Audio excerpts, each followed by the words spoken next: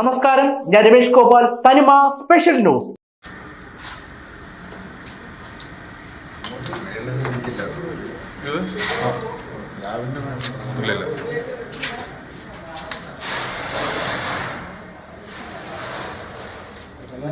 Light അടിച്ചാലേ അറിയാൻ പറ്റും.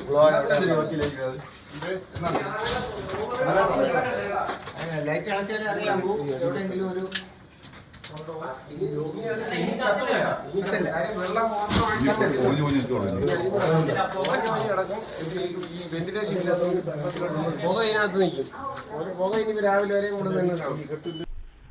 കാട്ടാക്കട കഞ്ചൂർക്കോണം റോഡിൽ മുടിപ്പുര ക്ഷേത്രത്തിന് എതിർവശത്തായുള്ള ബേക്കറിക്ക് സമീപം മുകളിലത്തെ നിലയിലെ വക്കീൽ ഓഫീസിൽ തീപിടുത്തം.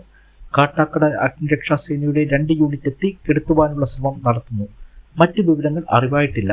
അഡ്വക്കേറ്റ് സുകുമാര പണിക്കരുടെ ഓഫീസിലാണ് തീപിടിച്ചതെന്ന് പ്രാഥമിക വിവരം. കെട്ടിടത്തിനുള്ളിൽ ഒരു പാചകവാതക സിലിണ്ടർ ഉണ്ടായിരുന്നു. ഇത് അതിവിദഗ്ധമായി അഗ്നിരക്ഷാസേന പുറത്തെത്തിച്ചിട്ടുണ്ട്. ഇതിനാൽ വലിയ അപകടമുണ്ടായിട്ടില്ല.